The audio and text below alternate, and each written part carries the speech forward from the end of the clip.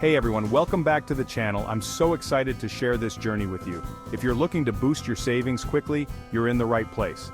Whether you're saving for an emergency fund, a special purchase, or just want to build better financial habits, this challenge is for you. Today I'm going to share how I saved $1,000 in just 30 days. Yes, that's right, 30 days.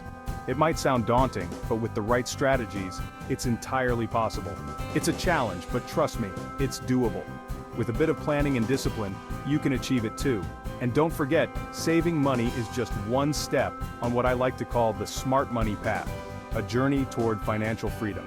Every dollar saved is a step closer to your financial goals. Stick around because I'll be giving you step-by-step tips and strategies you can implement right now. These are practical, actionable steps that anyone can follow. First things first, set a clear and realistic goal. This gives you something concrete to work towards and keeps you motivated. I picked $1,000 because it was a significant amount that could make a real difference, but it wasn't out of reach. It was a challenge, but an achievable one. Your goal might be different depending on your situation. Maybe it's $500 or $2,000, but the important thing is to commit to it. Tailor it to your needs and circumstances. Once you have your goal, break it down. This makes it less overwhelming and more manageable. For me, saving $1,000 in 30 days meant I needed to save about $33 a day. Breaking it down into daily goals made it easier to track and achieve. Doesn't sound too bad, right? When you break it down, it becomes much more achievable. But you need a plan. Without a plan, it's easy to lose track and get discouraged. I created a budget that tracked every penny coming in and out. This helped me see where my money was going and where I could cut back. I also cut out unnecessary expenses like daily coffees and eating out. These small changes added up quickly. Pro tip: use apps like Mint or YNAB to track your spending and stay on top of your progress. These tools make it easy to see where your money is going and help you stay accountable. Now let's talk about where to cut back. Identifying areas where you can reduce spending is crucial.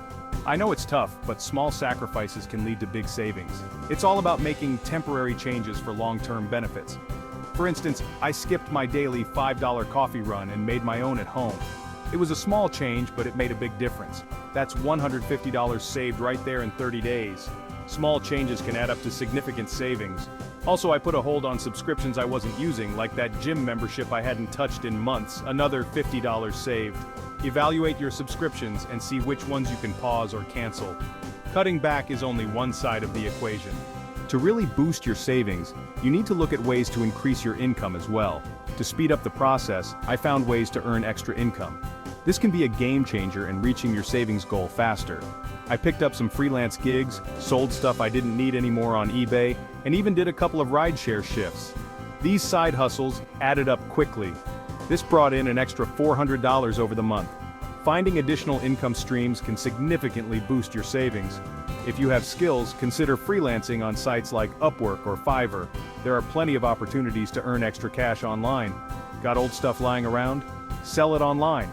Platforms like eBay, Facebook, Marketplace, and Craigslist are great for turning unused items into cash. Every little bit adds up. Don't underestimate the power of small amounts. They can make a big difference over time. One of the best strategies I used was automating my savings. This takes the effort out of saving and ensures you stay on track. Every time I got paid or earned some extra cash, I set up an automatic transfer to my savings account. This way, I didn't have to think about it. It just happened. I didn't have to think about it. It just happened. Automation makes saving effortless and consistent. By the end of the month, I had saved over $300 just through automation. It's a simple yet powerful tool. Apps like Chime or Digit make this super easy, so you don't even miss the money. They help you save without even realizing it. The hardest part of any challenge is staying motivated. It's easy to start strong, but maintaining that momentum can be tough. I kept myself accountable by updating a chart every day with how much I had saved. Visual progress can be incredibly motivating. I also told friends and family about my goal, so they could check in and keep me on track. Having a support system makes a big difference. Surround yourself with supportive people, and you'll be more likely to succeed. Their encouragement can keep you going when things get tough.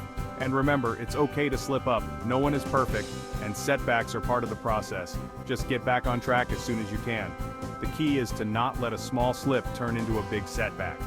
And there you have it. By following these steps, I was able to save $1,000 in just 30 days, and you can too. By following these steps, I was able to save $1,000 in just 30 days, and you can too. It's all about commitment and consistency. Remember, this challenge is just one step on the smart money path, where smart financial decisions today lead to financial freedom tomorrow. Every small step you take brings you closer to your financial goals. If you found this helpful, give it a thumbs up, subscribe, and share your own savings tips in the comments below. Let's build a community of smart savers. Let's help each other save more and stay on that smart money path. Together we can achieve our financial goals and build a brighter future.